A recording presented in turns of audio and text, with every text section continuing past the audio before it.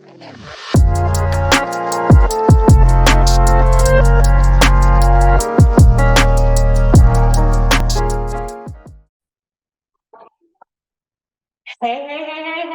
everybody. Welcome to the Waffles and Wives podcast. Again, I'm your girl, Alicia Miles, and today I have with me two wonderful ladies, a newlyweds and probably a few years in, but we're going to talk about that. I have Miss Kym Haynes with me, and I have Miss Dareion Smith with me. So we actually have a really fun topic, and I think it's something that we all like to engage in and have conversation about amongst our girls. But the conversation we probably need to be having is with our spouse.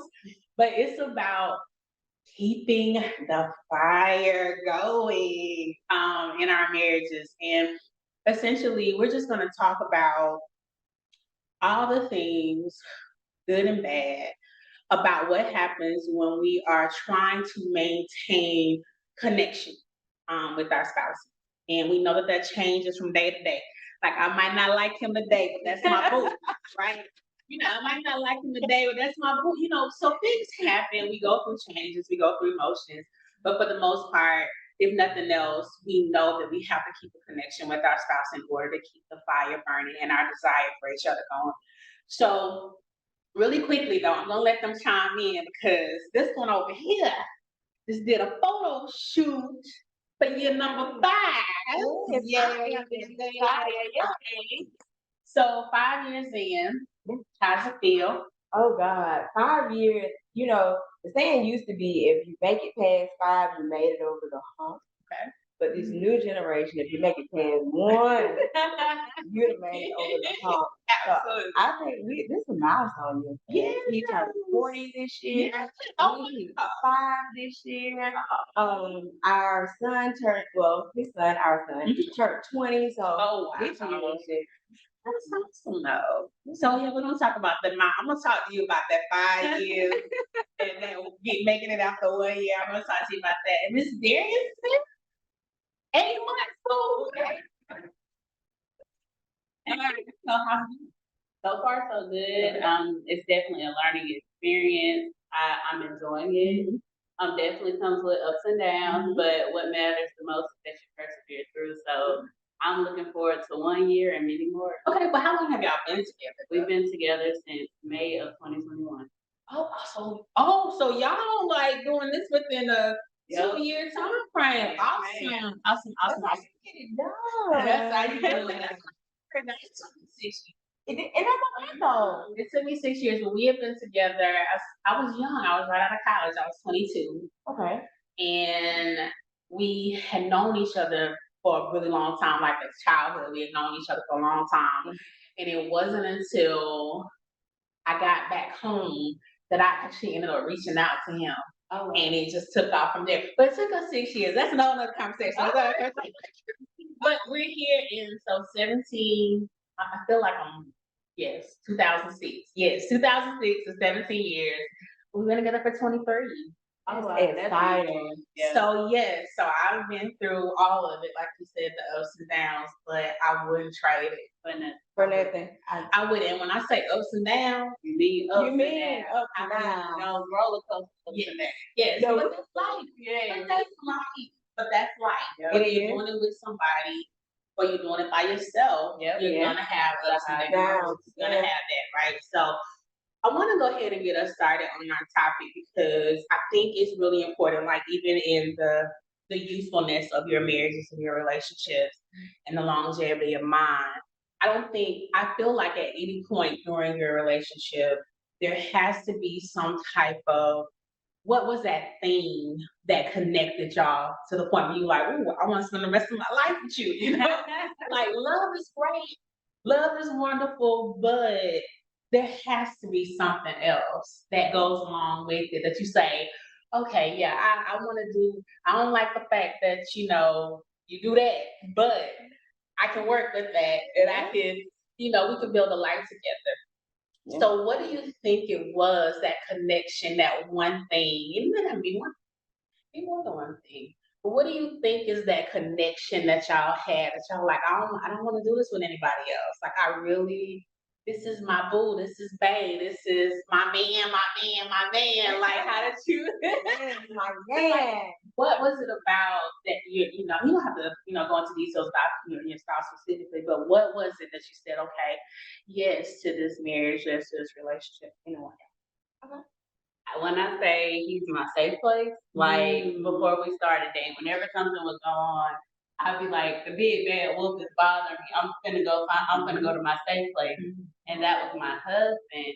And not only with him being my safe place, it was also just being able to talk. He knew how to lead before we were even together.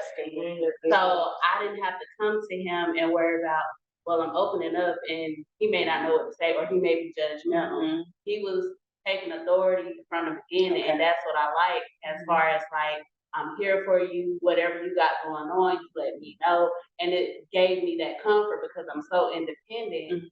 So just having that and having somebody there trying to break that wall down and let you know I'm really here for you meant a lot to me.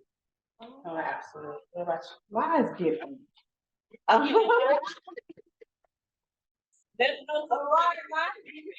So okay, from the beginning, I had to do a photo shoot. I did a photo shoot for my 30th. And Tamika was editing the pictures and she was like, "You single, aren't you?" And I'm like, "Yeah, girl." And she showed me my husband.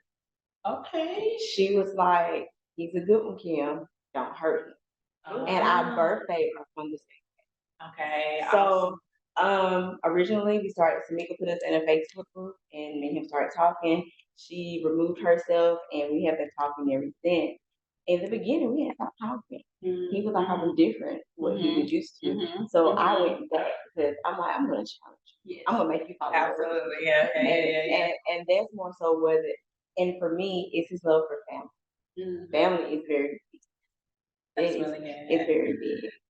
I love that. I know, like I said, we actually met through his best friend when we were in like middle school or high school. And at first I was like, I literally was not trying to date or do anything when I was in high school. Like I had a plan, like I was gonna do X, Y, and Z. And it was actually, if I'm not mistaken, the best friend was the first person that I talked to through another friend, and somehow or another he ended up coming. My husband ended up coming with him. Okay. So I was in high school, I think at the time, and fast forward, we stopped talking until I came back. He actually ended up calling me one time just out the blue when I was in college. And I didn't think nothing about it. I was like, clearly, he's not interested or whatever. And then, I kid you not, it was either December or January of that year. He just showed up at my house, and we've been together ever since. All right now. He said he went for what and that's exactly what happened. Like he told me, he was like, you just not like any other girls like I have met before, or, dated before. And I promise you, I feel like he was not going to rest until he got his girl. Yeah. And so the reason why it took us so long to get married was because we didn't live together. We didn't move in together until the year that we got married, and even then it was on like 6 months before we got married. And I think for us, financially, it just wasn't the right space, even though I know now that's not always the biggest problem.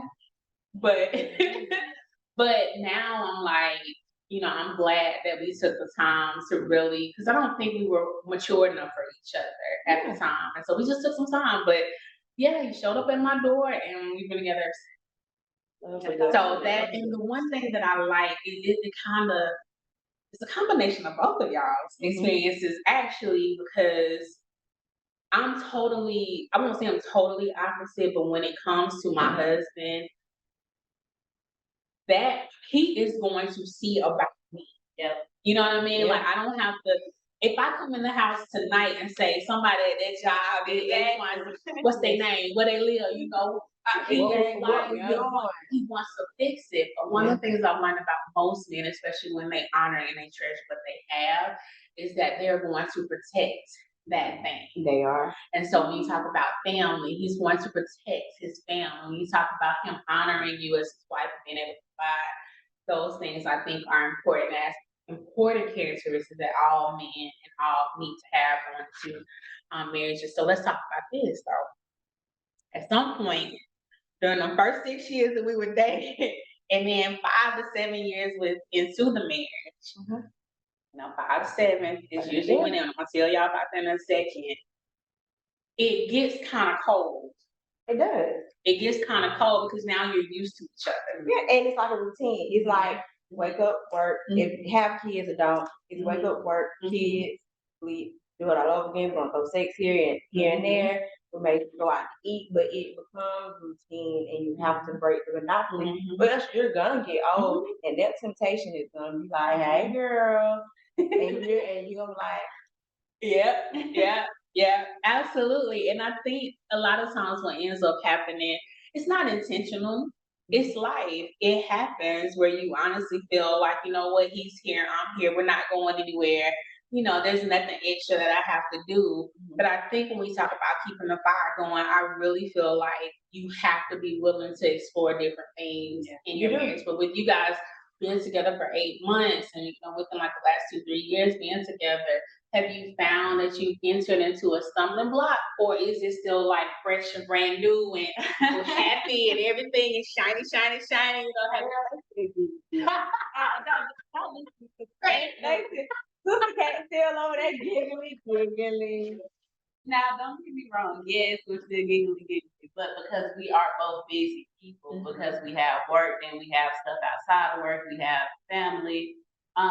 We're busy. So with that, we have to make intentional time. If we don't make intentional time, I start fussing. Sometimes he may not know this because if I don't say anything, like Kym said, it's a routine. It's kind of like everything is fine because after work, I may come in, we may talk a little bit, we may watch a movie, but then we go to sleep.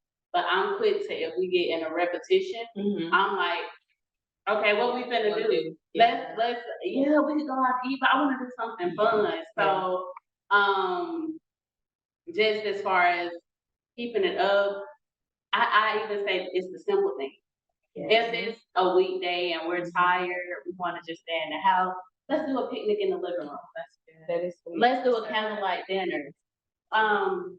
Let's play some music and slow dance in the living room or something of that nature. Let's do something together. But what I have found that when we do things that each other likes, like we both like watching movies. We may find a funny part of the movie and we'll rewind it 30 times and laugh. And that's something that we do that puts us even closer together. He knows I like to talk. He's not as much of a talker, but None of them. he's not much of a talker, but he'll talk like, "How's your day?" Da da da da, and we'll talk. So it's just finding what each other like and setting it as a goal, so that way everyone's okay. Yeah. I know that for me, you said something that kind of jogged a thought process for me because it had got to the point where he was asking me, how was your day? And I was just, I was all right. That's not okay. It's not okay. That it's not okay. And so now that he asked, he might get an earful. It's like, okay, you asked for And it. now you don't want it. I know you don't, but let me tell you what you get today. And this support didn't go right, baby. And I'm just frustrated. You laying it on them. And they may not hear words you say, but the fact that that connection is necessary, that we continue to talk about things that this doesn't affect you in any way whatsoever, but the fact that you're willing to listen to me says that you care enough that this is, a moment that I need to have. So when we talk about, making connections with our spouse, I've always felt like, and we'll get into the whole, kinkiness of, the fire and all that stuff a little bit later, but I've always felt like you need to have something in common with your spouse. Or if you don't have anything in common, you have to at least enjoy something that they like to. So, case in point, last year, I think it was last year, we went to Callaway Gardens. We always try to find a trip. for something to do for our anniversary every year that has become like the normal thing for us. So we're gonna do something every year, right? So we're in the Callaway Gardens. And my intention was I'm gonna go to the spa, we're gonna go to the, dinner, walk around the park. But he wanted to go fishing.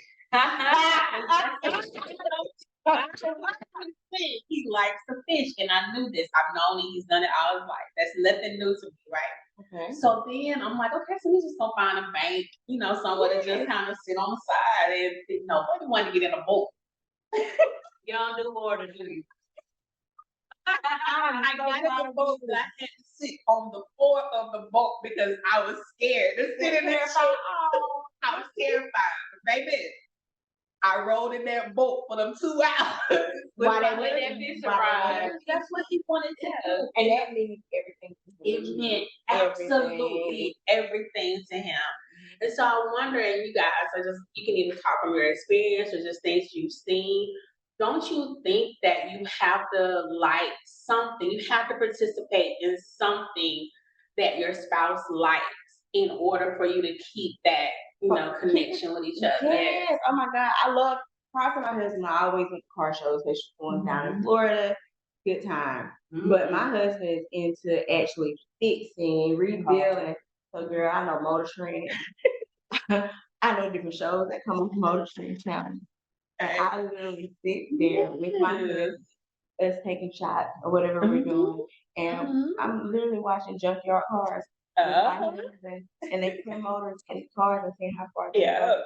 Absolutely. That's one thing. Yes. And he remembers that. He treasures that. He enjoys it. Like, I know with us, my husband is into football. He does the car things too. Yes, my husband is football is good.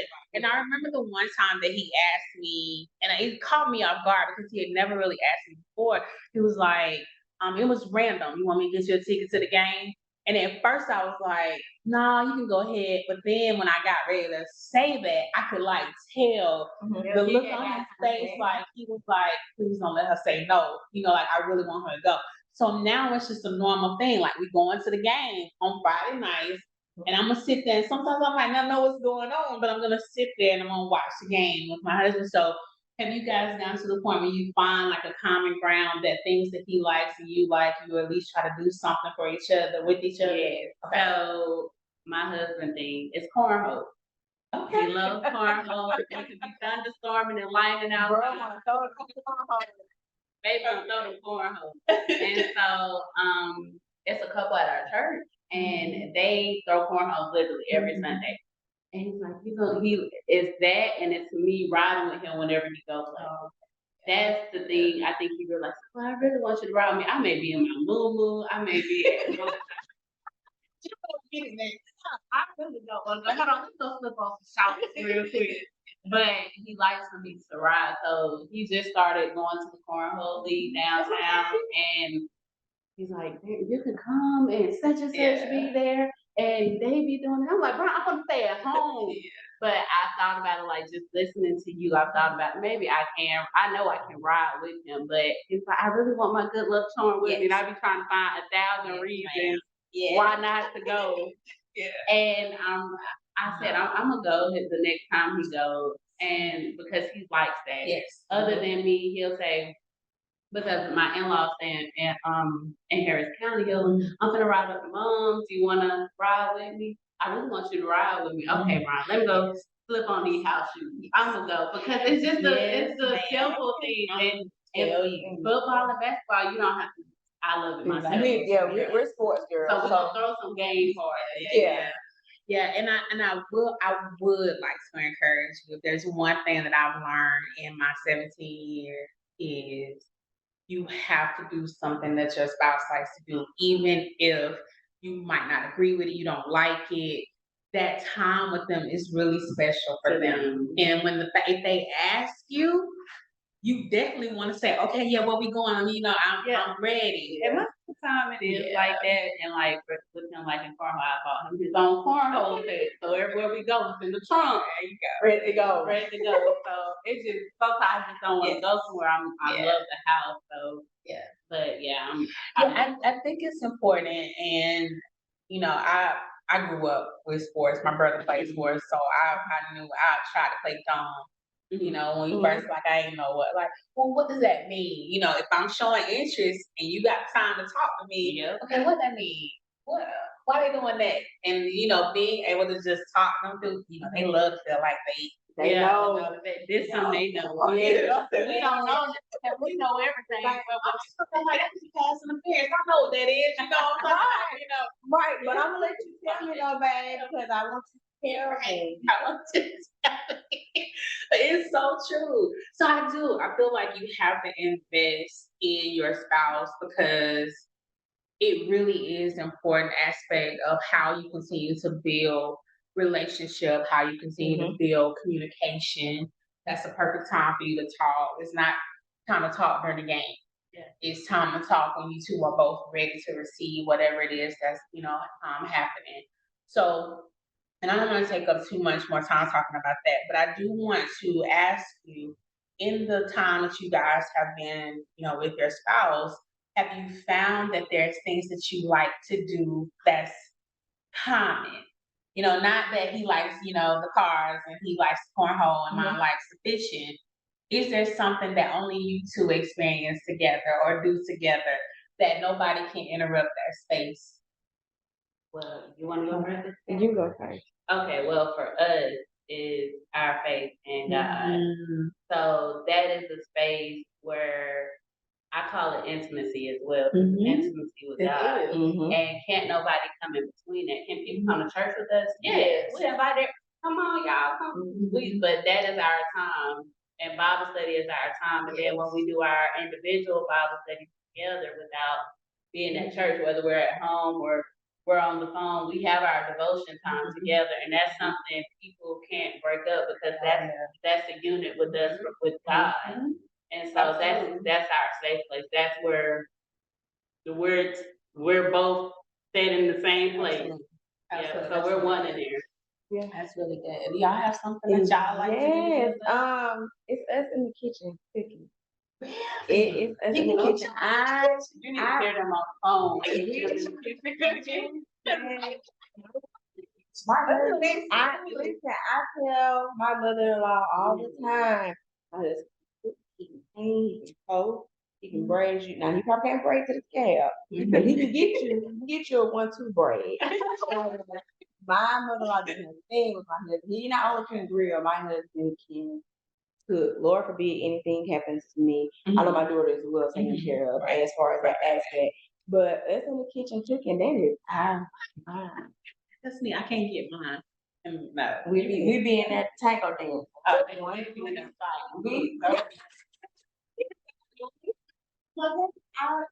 And he laugh, we crack jokes.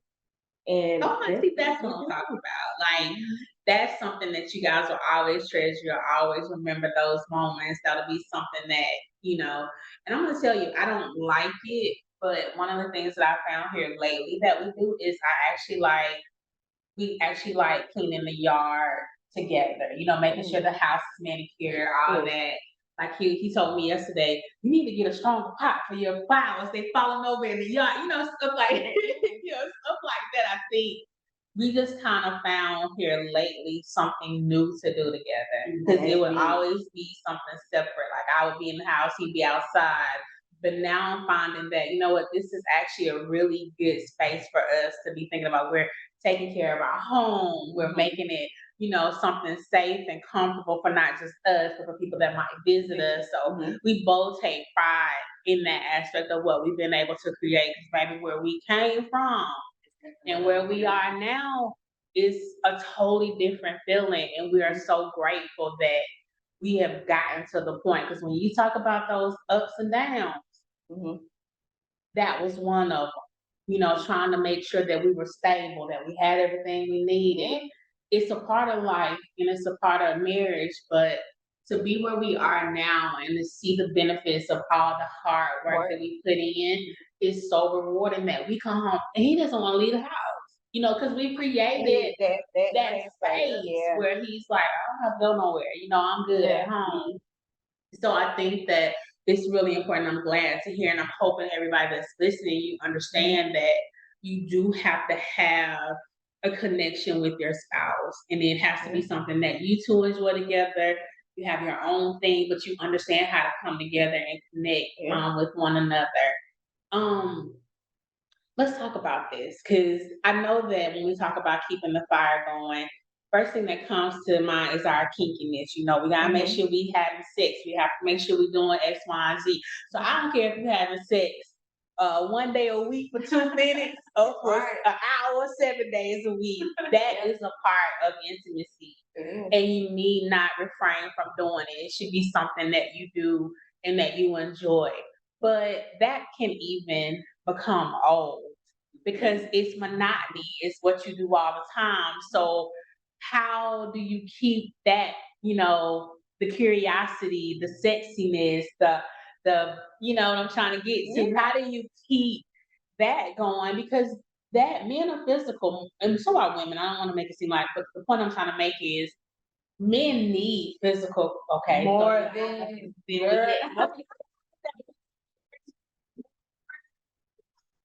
guys see the video, it went viral. But this man's like, I don't want to be missionary tonight. You keep that shit to yourself. I don't want to do it. And he literally was going off on his old lady because she wanted it, but I guess the only way they do it is missionary. And like you say, sometimes that stuff comes routine and keeping the fire going. I'm not saying add another person. They were still cheating. You're gonna have to but keeping the fire going, I'm kind of old school. I'm like a Southern male. You never let your husband leave the house unfed and you know what. There you go. You gotta do it. With that being said, I'm an open door. Doesn't want to zip tie, let's zip tie. Yeah. You wanna go to the store? Let's go to the store. Or sometimes I let him go by himself just to see what he's gonna come back with, and we're gonna utilize everything that you have because it's exciting, and you just can't keep doing. We ain't getting a hotel room to do the same. He told me that one time. He was like, "What's the hotel from?" Hey,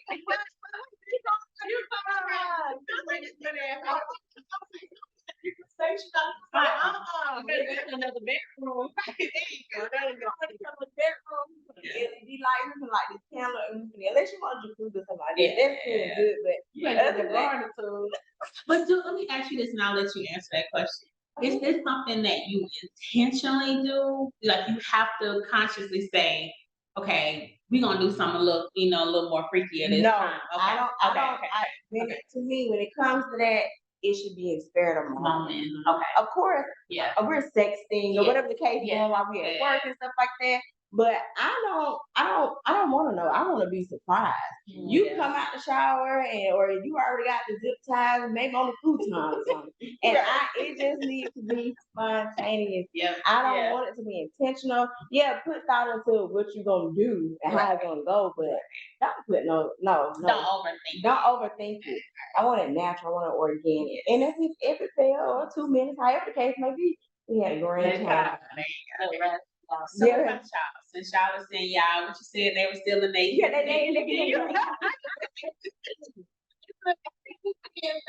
So how's it going with you guys? It's going good so far. I can actually, it's going good. We're more like Kym said, spur of the moment. Random. We're just excited, like, so it can be me or him. If I know, like, if it's going to be intentional, and I know, like, for example, I want him tonight, and he may not be on that same page, we may not be texting or nothing like that. I may get home before him. I may put some lingerie on. Try to get him there. Yeah. I may have a little change with I hear the car pulling up and the alarm go off. I'm like, let me turn on the music real quick. So he'll know what's going on, or I have a shower in or something like that. And then when we're into it, you like you said, we're not going to pay for a hotel room now. If we're on vacation, that's different. But if we're trying to switch it up, we don't have to be on the bed all the time. You don't have to be in the bed. You can be on the wall. You can be on the ceiling. So it's just about keeping it going, keeping it like doing something different. Now, don't get me wrong, the quickies are nice. Sometimes all you got energy and time for, especially when you have kids, right? I gotta pick her up at 4 o'clock. It is 3:45. What are you gonna do? Exactly. Figure that out. It's just like sometimes those are the best parts, especially if you know, okay, I got this to do, I got that to do. So it's just about making sure both of you are on the same page. Like some people like to go to the festival, like Kym said, some people like to do exotic things, some people don't. And for those that don't like to do it, you have to communicate that with your partner so they'll know your boundaries. Right. And then y'all can That's find good. y'all can find out something together. Only do what you're comfortable doing. What you're comfortable. Because you don't want it to feel awkward. You're right. Yeah. But let me ask you this, since we're all married, is there such thing as a boundary? Or should it be boundaries in the bedroom, being that we're married? So I want you to answer. So for me, when she mentioned boundary, it's not so much, not being able to, not wanting to explore different things. Gotcha. At least try stuff. Yeah. For me, it's more so if you know that I'm not comfortable doing certain things, don't ask me to do that, or introduce me to your way and let me gradually accept how get into it. But it's not. I don't think that whatever y'all want to try, or you try to be ready for whatever consequences come along with it. Yeah. But at the same time, I think that it's important when you know that your spouse is not, the most over the top person, and don't make them feel uncomfortable, because guess what? Then you shut down and you ain't getting nothing. So let's meet, halfway. Or, like I said, just introduce me to something different and let's see how, it goes. But I don't think that you should force something on someone. And expect, well, I'm your husband. You supposed to do it. And then my thing is, it's not gonna. I always speak for myself. It ain't gonna work. If I'm not with it, it's not gonna work. You're not gonna get there. Right. Not gonna get there. Nobody. There, yeah. Right. So I don't like. You know how the old way of thinking. If he asked for it, you should just give. No, I don't want to. Yeah. Listen. Exactly. And then certain boundaries. Not allowing a threesome is a boundary. You may be with a partner who wants one, but you may not, and that's one of your boundaries. And then let's say you give in to that boundary, like, okay, you've been asking for it for 10 years, here you go. You'll never trust that man after. And it's so funny that you bring that up, because it was a question that I thought I was going to ask, and I was like, no, I'm not going to get into it. But when people think about keeping the fire going, you hear about, well, maybe y'all should invite, or, men add somebody to you. And I just don't know. Let me disclaim. Yes. You can do whatever the hell you want to do in your marriage, within the confines of your bedroom with your spouse. Whatever y'all agree to do what makes you happy. However, you have to be willing to accept whatever consequences happen with it. You gotta keep on. That's it. Because then what's the next boundary? What's the next? What's gonna happen next? What's gonna ask for next? Because if you talking to Keelala, let Keelala come in here. Don't make me go outside you and Keelala. He gonna ask Keelala to come back next week. Because I probably already missing Keelala anyway. He just said I'm gonna bring Keelala already asked Shalolo to come too. AKA, in the mess up, open the door. You don't open the door. And I'm not. This is no shade to no one. I love y'all all. But the ones that I know have, you could just brought her home and I could have her too. Okay, baby, he's been doing it. So because you call him cheating now, you think that's gonna keep him from doing it, because now, okay, I'm showing. I think not Jade. It was someone else, one of those influencers.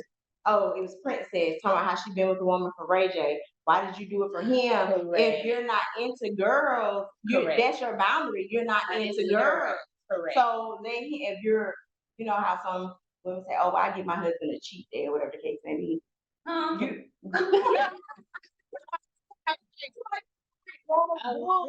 when she was going with whatever his name was, she used to give him a cheat. Yes, girl. She used to give him a pass. And so on your pass, and then that's when you better go do with whomever you're gonna allow doing with. But bringing an extra person to keep the fire going. Not happy. I just don't agree with it. I think, and we can talk about how, we can look at it from a religious standpoint, a biblical standpoint. You just don't do that. But that ain't even where I'm going with that, because I don't care about that. When you think about, come on, now, when you think about it, it's one of those things that would you really want to have someone else in your space sharing something that's supposed to be intimate between you and your husband, or the sanctity of your union with your husband? Why would you want to do that? But like we said, you can do whatever the hell you want to do. We just don't think that it's the right thing. So this is to me personally. Listen, your 20s, if y'all young, it's okay to get married young. Nothing wrong with that. But I just feel as though your 20s is for growth, for you to explore, for you to find out what you want. I feel as though, and I feel as though you should have had all those experiences where you got to. Yeah. Once you said, "Will you marry me?" You said, "Will I marry you?" Yeah. And we took that oath in front of God, and all the stuff comes with it. Yeah, some things you gotta let go, but be willing to let go in order to have the best marriage and relationship possible. Yes. I feel this is one of my biggest things is, and I tell my husband is, well, I preach this to not only my husband but to my friends all the time. No one should have a one up on me. And I feel as though you lay somebody in the bathroom as a one up. No one should have a one up on me. Absolutely. No one should not be able to tell me anything about my husband that I don't already know, or he didn't come and tell me himself. Exactly. Very good.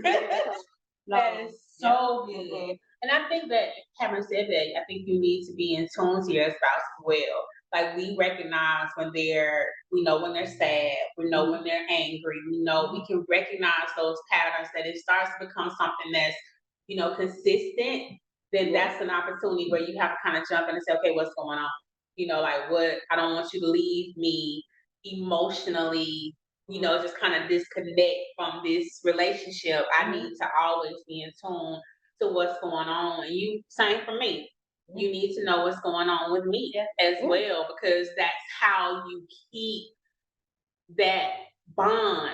If you keep a bond with your spouse that nobody can come in and break. Right. That's really what you're striving for. We don't want anything or anybody to come in and break what we're trying to build. And it happens. It happens to the best of us sometimes, that things happen and we're human. People say, well, we're human. But I think you have to make a conscious effort that you're going to make your marriage work.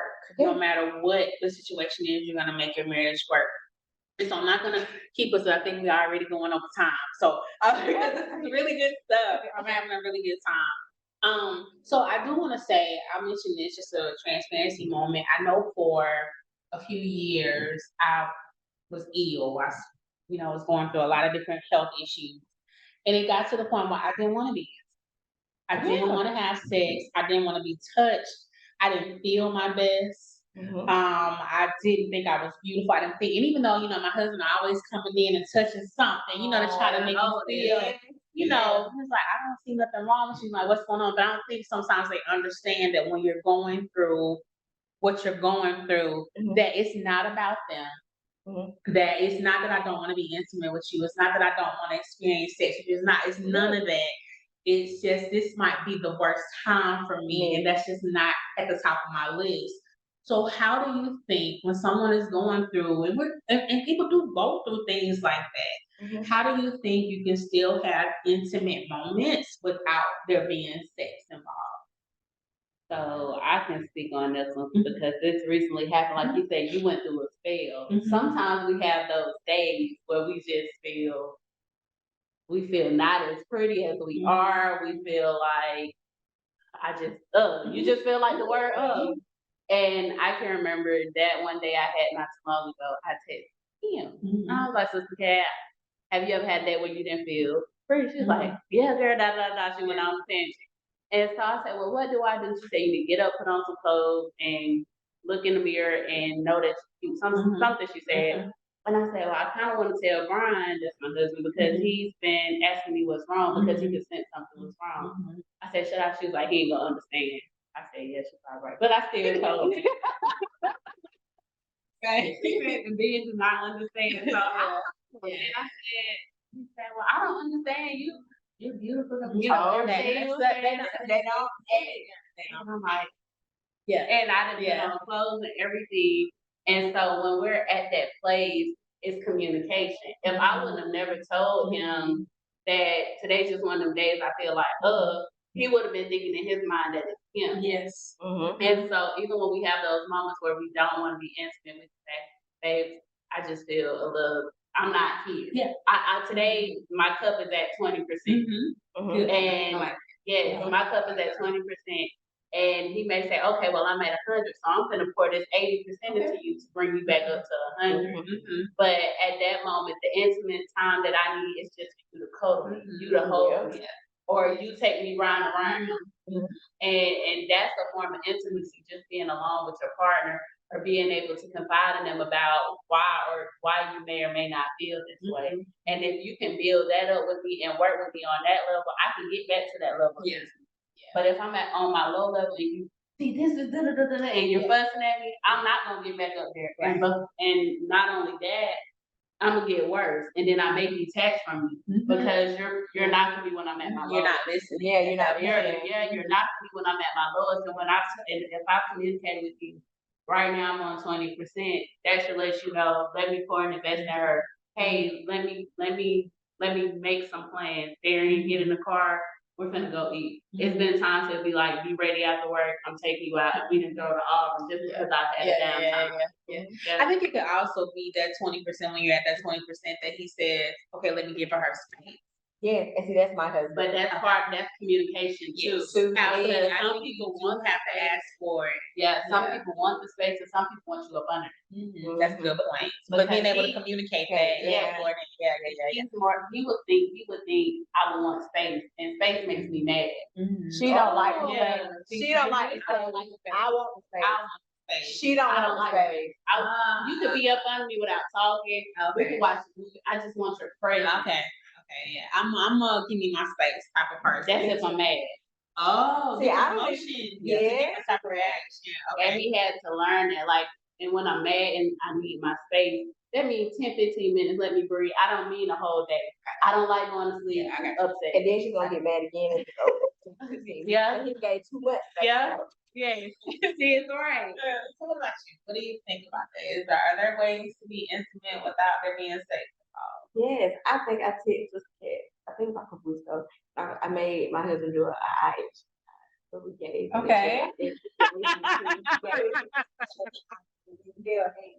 he gave each other words of affirmation. Yeah, he did.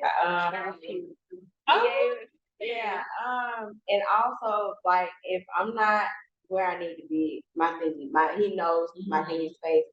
What I do like about my husband, he is so in tune to me to where even when he's working out of town, he can call me and he automatically sense or he knows that's without me even telling him or even texting him.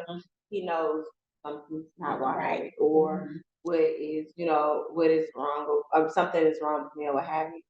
But I guess it's the bond that defines the intimacy. I agree. And I think it's important. I think that you need to find. I think with sex, intimacy it should be natural. It should be something that you two both enjoy. It's on a regular as much as possible. But I've noticed for me that coming back from illness and trying to get back to that space, and then with me the up and down and weight and not feeling sexy and they don't care. Like they literally do not care. But at the same time, like, look, you're not gonna get the best meat at this moment. So let's circle back to this later. Let me have a little bit of time. And I have to be able to explain it better, just listening to y'all, that it has to be explained better that this is not about you. No. Don't ever feel like I'm rejecting you. Yeah. And so I think that's important. I don't think you should use sex as a weapon. And I don't think you should make your spouse at any point feel like they're not desired, like they're not wanted. I think those are very key things in order to keep, intimacy in the fire burning in your marriage, because you can lose sight of that because things happen. Life be life, and you don't never want to chastise them or belittle them for wanting it. Oh, good one. You don't want to chastise them for wanting it. You don't want to shame them for wanting it. But it's just not it. And when you say the up and down and weight, it's like, oh my God, this is like a roller coaster. It is. I went from bad bitch to mommy mode to Care Bear back down. Like it literally is a roller coaster, and it messes with your mental. It does. And when it messes with your mental, sometimes it messes with your sex It drive. does. And sometimes you don't want to be touched. Bro, don't you see this stuff that's in there for me? Exactly. And sometimes they think that they can honestly continue to like do the touching and the feeling, and that's gonna change how you feel. And sometimes it does. Sometimes you end up going, okay, I can do this. But then sometimes, bro, if you don't start touching me, Right. like leave me alone. In this particular moment, I just feel like I would love for spouses to, wives in particular, to understand that, like Dareion said, you really have to be able to communicate what you desire. When you're not feeling your best, you have to be able to say those things, and then just reassure them that, hey, I might be feeling this way now, and I'm not gonna feel this way all the time. But I need you to know that when I'm in this space, this is what I want. This is what I need from you. And so I think that's really, really good. And hearing y'all say that at such early stages in your marriage, to just tell me that you know what to ask for, which is really important. I didn't know what to ask for when I got married. Nobody taught me how to ask for what I wanted when I first got married. This is, like I said, 17 years ago, but I never knew that I could go to him and say, I need, want, desire this. Like I felt like I was always the one who was saying, okay, what do you want? What do you need? How can I? Yeah, I was always the one wanting to make sure that he was okay and that I was willing to be whatever, sit on the back burner. And now it's like I'm trying to change the rules. Like I need you to do it. I need you to do that. And I think that it's just important that, knowing that you guys are doing that early is really, really refreshing, because I want people to get to a point where they feel comfortable in their marriage and know what to ask for. Yeah, you can't expect. Well, my thing is, one of my biggest takeaways: you can't expect for a person to be able to speak your mind. That goes for marriages. That goes for friendships. If I need you, or I want you to do A, I have to tell you, hey, can you, or say it in a way that they will receive it. If I don't, I'm gonna get angrier and angrier. They won't even know what's going on because I haven't even communicated it. And so they're not gonna figure it out. I'm sorry, they're not gonna figure it out. They are not fire readers by no means. Right. One of her other things is you can't expect you out of someone else. Oh, that is like a big takeaway I got from my sister Cat. You cannot expect yourself out of someone else, because what you would do in a situation, my husband may not do the same thing. And I'm saying his way of doing it is wrong, but it is not what I wanted. And how can I want him to do it? I can't expect me out of him. And even if you want him to do something that you may be looking for and an expectation, that's when you communicate, hey babe, I really was looking for this, even though you did that, and this is why. And like I say, it's all about how you say something. It's the tone, it's the mood. Oh yeah, it's not. See, you didn't even do it right. Yeah. Give them their props, and then tell them what you could have been looking for. That's really good. And I think that's important that you learn to do that early in your marriage so that you don't get lost in all the foolishness. The foolishness that will happen over the course of our marriage. Right. Yeah. So as we begin to wind down our conversation, I really don't want to stop talking. I really don't. So I really want to have you guys, I really want to do this again. I do. I think this has been a really, really good conversation, and I want us to touch back on some things because you guys said something that just kind of triggered some thoughts. I'm like, okay, we need to talk about it. But I want to kind of get your perspective on what have you learned about yourself as a wife? What have you learned about yourself? Have you learned anything that you didn't know you had? Did you discover something about yourself that wasn't there before? Did he bring out something in you that didn't exist and you didn't know was there? What have you learned or experienced for yourself, not as a unit, for yourself as a wife? Mine is definitely patience. Ooh. I have learned, I have acquired, God has worked with me on patience.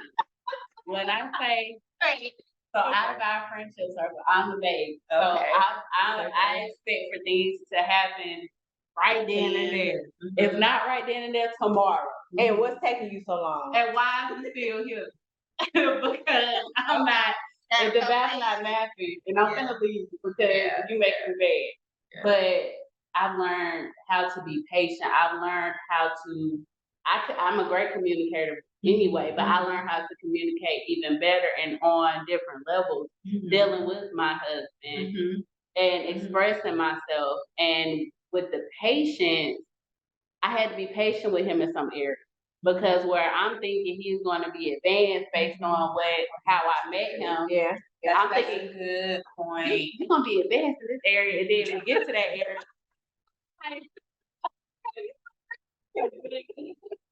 but learning to be patient and staying prayed up through it all, praying for us, praying for him, praying for my patience and my sanity, because I'm going to turn all this over. But yeah, it's definitely That's good. That's really good. Yeah. And what about you? Mine is compromise. Oh yeah, I like that one even better. I don't like her. That it is bad. I'm the only child, the only grandchild. Oh, My husband is the only child as well. oh wow. Again, So we both are Gemini. Yeah. Well, no, I'm compromised. Well, no, nothing about that. But me being a wife, I've learned to compromise, and I learned it is not all about me, and I do have to consider him when I am doing certain things, or when I do make certain decisions for the house, or for us as a whole. But me and myself is compromise. I do want to say this is off topic since we're speaking on it. I know us as wives, we really run the household. Like we run the household. Household don't run without us. It does not. Decisions, everything. Even though I may go ask, Mr. Haynes, but it's still. You already know what the deal is. And what I have learned with being married is, like my sister Kat said, my husband is the leader. So my husband is the head because he's the leader. Yes. But guess what? The head can't move without the neck. You cannot move without the neck. And as a wife, we are the neck. We are. So maybe you got there, and I'm gonna let you know you got there, and I'm proud of you. But right. The neck is what helps Absolutely. you. It's what helps you got there. Absolutely. And I think one of the things that I want to encourage people to do is that very thing that you're saying is that you do have to allow them to lead. And you don't have to be the one telling them how to make the decisions. No. You can encourage how they make the decision, but at the same time, it's really worth you allowing them, because that's what they do. Their job is to protect and provide. That's what they're going to do first above anything, is to protect and provide for their family. And we have to allow them the opportunity to do that. And so it's really easy, especially if you're strong women, to always want to be the one to do everything. And I will promise you that my husband has always known that I was the doer. I was the one who could always get things done. So he doesn't mind saying, okay, no, you got it. It's okay with him. And I think that's why we work so well together, is because we recognize the areas where we are the strongest. And, like when we were buying the house, when we bought our house that we live in now, I was the one who put all the paperwork together, but I was the one who put all the paperwork together. I was the one who contacted and worked with the lender and the realtor. He was the one who said, okay, here go my 401k, my 401k information. Here's my money. You make it do what you do. Right. And so I think that's a very good point, that you have to know what works for you and your household. But still acknowledge that he does need to be the one that, if somebody comes through that door, he the first one there to make sure ain't nothing going, ain't nothing going wrong, ain't nothing going haywire in this household. Yeah. I got this. And I think that's what makes it so much better for us to do what we do in the supportive role. We can lead, and we do, but it has to be a collective effort. Like, we have to know what we both bring to the table. Yeah. So I will tell you that one of the things that I've learned about myself, being a wife, is a combination of what you guys have. I've learned that I'm a little bit more compassionate than I thought that I was. I was not an only child, but I was the youngest. My brother is much, much older than me. Baby. And my mom gave me a little bit more flexibility. Like she never worried about me. I was gonna be all right. You know, she was the one who just said, she got it. Let her do what she wanna do. But I've always been the type of person that I focused on facts and everything that was just so exact. Like I didn't need to.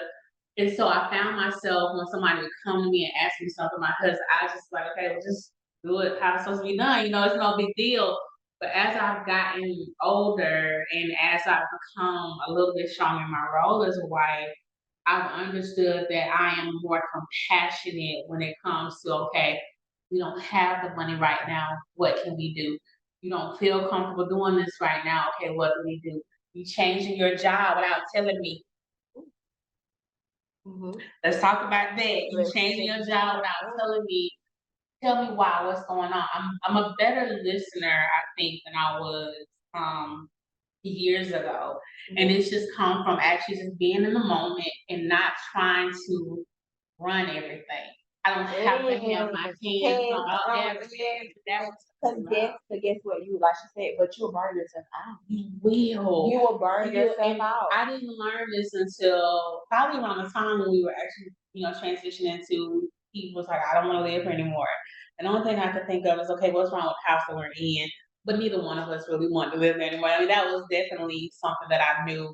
But at the same time, it was like, okay, what is going to change? I'm thinking about all the stuff that could go wrong and all the stuff that we got to do. And he's just like,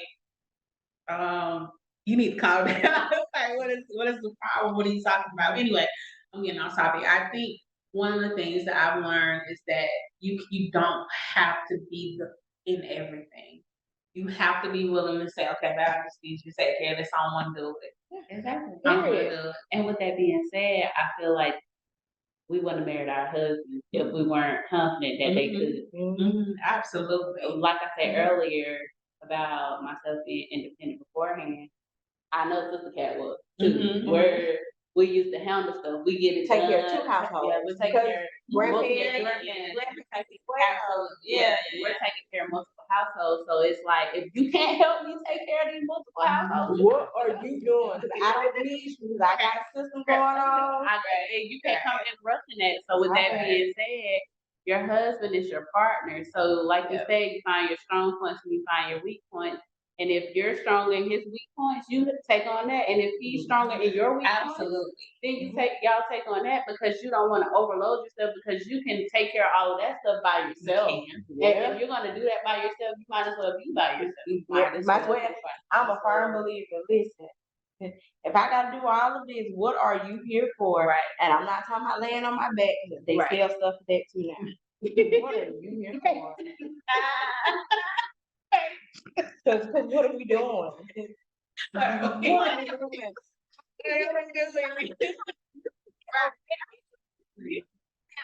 don't know what you're gonna eat. You can do that when you don't even know you don't know what you're gonna eat. You can have sex. Forget that. What are you here for? And how are you gonna take something off my plate? Exactly. How are you gonna take some of this stuff off my plate? Like I said, I totally agree with that. I think you do have to be. You definitely want to make sure that you're a team. Above anything else, you guys are a team, and you have to figure out how to navigate that space together. It cannot be one-sided. It might be 70-30 some days, 60-40 some days. It's hardly ever 50-50. Somebody is always going to be given a little bit more, and that's okay. But that's how you balance out your strengths and your weaknesses in your marriage, because we're not always going to be strong. We're not always going to be weak. There's going to be moments where we both are operating on the same level, but it's almost like in that space, we just neutral. We just neutral. We just go. We just everybody just chilling. Just chilling. Yeah, there's nothing that requires one of us to be more on top of our game than the other. We just kind of we got this. This is just going how it's supposed to. So as we close, I wanted to get your take on this. What advice? I have a lot of friends, even my age, and I'm in my 40s, that never married, never had children, but they desire to be in a relationship. They want to be married. So if you could give advice to anyone that desires to be married, what would that be?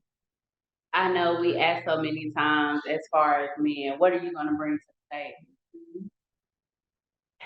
That's a good question. However, what are you bringing to the table? And when you're looking for a spouse or when you're searching for a boyfriend or a husband, be careful of the places you go and the people you hang with. Because if you're going to the club Monday through Sunday, you're like, I'm looking for my husband, and you meet him in the club, and then y'all start dating, and you're like, hey, I want you to come from out the club. He's gonna be like, for what? You meet me in the club.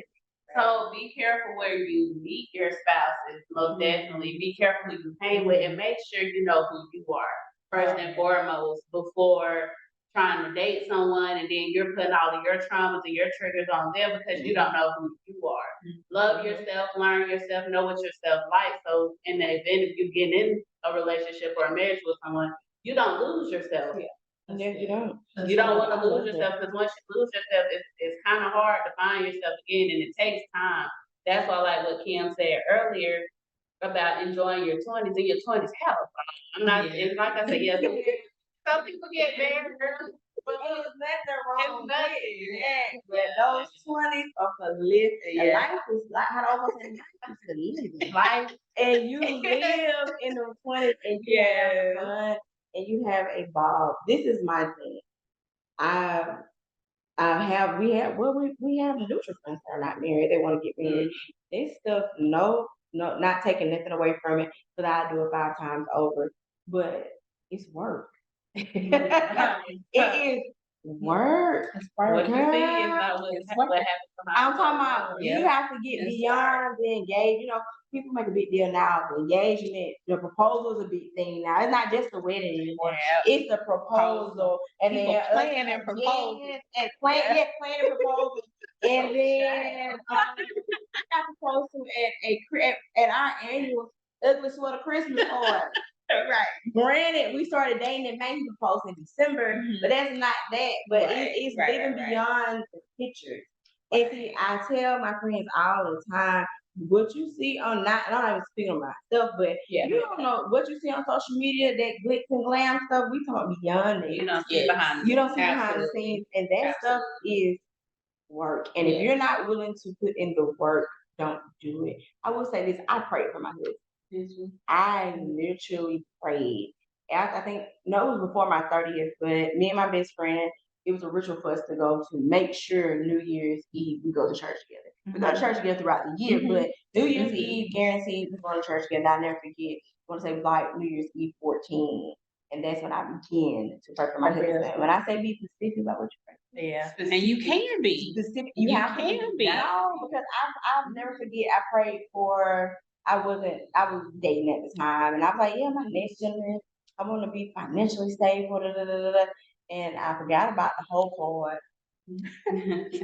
I forgot about the lust part. So I ended up with a gentleman. He was a gentleman too. They could take care of me, you, and her, and never miss a beat with none of it. I forgot. So when I say you put in specifics on what you want, and like my sister said, you have to pray for it. Like I literally prayed down to the tattoo. Like literally, I'm a firm believer you have to put it in the atmosphere. Like pray for what you want, and when you pray, sometimes God will give you stuff to show you that this ain't what you didn't want this for real. I'm giving it to you though. Correct. But you don't know what to do with it. You didn't want this for real. Correct. Yeah, but you gotta be willing to work. Yeah, and that's a really good point to end on is that even in the number of years that I've been married, it still works. Like you would think that it would get easier, but no, we're getting older. We experience different things. Children are grown, grandkids come, jobs change, you change. You literally, and I tell people this all the time, every time I talk to a newlywed couple, every 5 to 7 years, you go through a new cycle. That's true. Whether it's with with yourself or what you guys have decided to do as a unit. Every 5 to 7 years you're gonna go through a new cycle because that's the point of renewal. And you have to decide, okay, are we gonna be on this, are we on the same page? What do I want? What do I desire? It's okay to start asking for those things and being able to get comfortable. That's why being comfortable with who you are. That way when y'all come together, it's about the togetherness, and you can still explore who you are. You'll learn as you grow older about yourself, and you'll experience different things. But I will say that as you continue to grow through your marriages, just pay attention to, like she said, the small stuff. It's not so much where you have to do it big all the time. Like you did your photo shoot 5 years, we did our photo shoot at 5 years. We also had like a 10-year, thing. But in between that, it was hell, high water, everything that we could possibly go through. But we were determined. And I remember one thing my husband said. He was like, "Divorce is not an option." I said that. I told my husband that last night. I didn't say it. My husband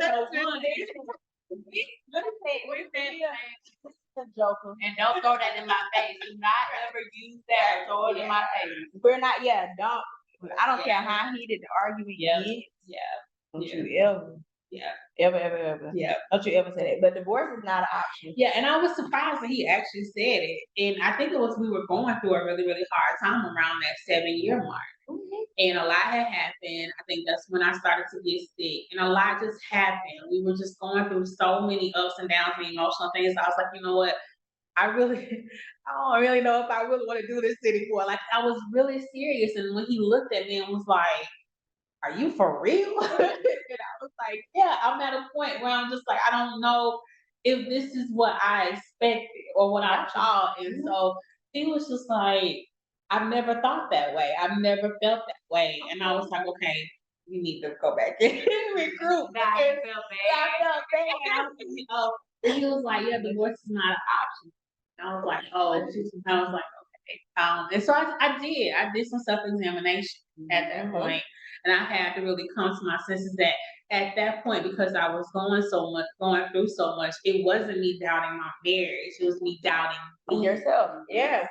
It was me doubting me. It was me saying that I didn't fully bring myself to the table. So why would you even want to be with me? That's really what it boiled down to. And so marriage is an opportunity for you to explore who you are with someone else, because they will offer the strength and the foundation that you need to really be in that space. And to have someone that is constantly encouraging you to be a better version of yourself, I think is rich. So when people say, "Well, why do you like being married?" I mean, get the laugh. That's my best friend. That is my best friend. Like I'm not gonna share what I share with him. I'm not gonna share with anybody. He knows my most intimate thoughts, most darkest everything. Yeah. I think that's the person and I think that's why marriage is such a very good space to be in if you're afforded the opportunity to do it. Is to find someone that you can laugh with, you can cry with, somebody that's gonna have your back, and somebody that's just really gonna be there to support you no matter what. And man might not like you on Tuesday, but Saturday, it's time to get it. Right. Absolutely. Well, ladies, I have really, really, really enjoyed this conversation.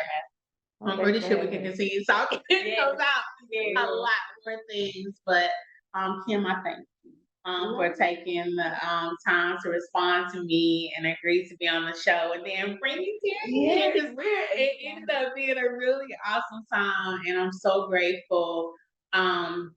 So just as parting words about just the journey. Not necessarily about what you can do, but just some encouraging words to somebody who might be going through my like a dry spell, that you're not, marriage may not be going how you think it's going. Like, what would be some parting encouraging words for anybody that needs to be uplifted to ride this thing on out, to wheels fall off? One thing about it, like you said, Sister Cat said, communication is key. I believe in praying over your mate. Good, bad, wrong, or indifferent. Communication and pray. Life is life. And I hear the horror stories of my friends them dating. Even the people that have money, the horror stories. It ain't nothing out there. And if that person, and you consider that person is your forever, try to work it out. I know people outgrow people. I'm not talking about that. Right. But the parting words would be communicate. Communicate. And coming from me, my part of words would be don't give up. There are times where you're feeling like down and you feel like you're detached. You have to think of those things that made you once attached to each other. Mm-hmm. And if you can identify those things, start those back up, whether it's a game of Uno every night, whether it's sitting there talking about the goods and the bads with each other and writing out the pros and cons, whether it's watching Wheel of Fortune, think of where that spark initiated. It wasn't you just seeing them coming through the door and it just happened. But think of what you can bring back to and make it even better and work together and like Sister Kat said, communicate. Because if you can communicate, you can talk about where we're going wrong, how each other's feeling, and be okay with it. You have to be okay with their responses. Don't say you can talk to me and then they talk to you, now you're lashing out because they said how they felt. Yeah. Because then if you make them close up, they're never gonna open back up. So communicate and find those simple things and go from there. Good stuff. So I will tell you one takeaway that I have from this episode, and then I'm gonna end it right here. The takeaway that I have from this episode is go get you some zip ties. All right, you guys, we've had an awesome time talking with you this evening. Have a great start to your week. Bye, Goodbye. Bye.